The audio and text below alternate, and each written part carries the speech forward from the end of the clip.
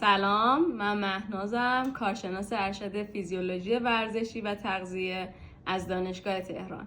به یه ویدیوی تغذیه دیگه از کانال من خوش اومدید. این روزها یه ویدیویی وایرال شده که به عدم مصرف ماده غذایی به اسم E621 تاکید داره و اون رو به عنوان چاق کننده ترین ماده غذایی در دنیا معرفی میکنه. بریم که یه ذره بیشتر این E621 رو بشناسیم.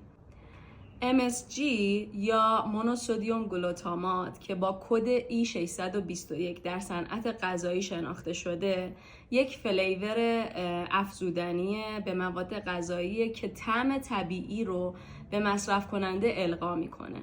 این ماده غذایی از موادی مثل نیشکر یا ذرت استخراج میشن و مبدأ اولیه این ماده در کشورهای آسیای شرقی بوده که به اسم امامی شناخته میشن.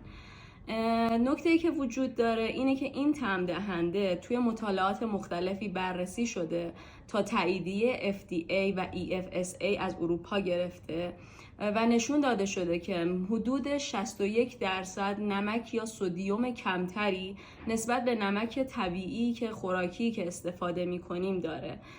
در صنعت غذایی از این ماده استفاده میشه که در عین اینکه اون طعم رو به غذا القا کنه، نمک کمتری رو استفاده کنن که ضرر اون ماده غذایی کمتر بشه.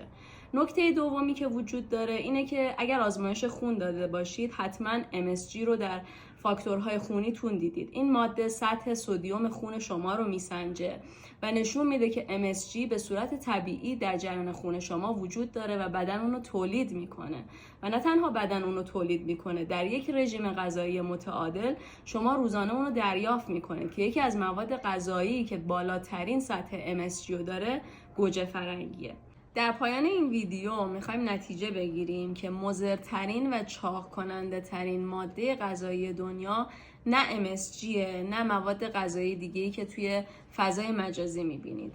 در واقع اون چیزی که باعث افزایش وزن و مریضی‌های دیگه به دنبال افزایش وزن در ما میشه، الگوی غذایی غلط ما و پرخوری‌های ما هستش که عوارض بعدی رو به دنبال داره. بنابراین هر چیزی رو در فضای مجازی باور نکنیم. تا ویدیو بعد، خدا نگهدار.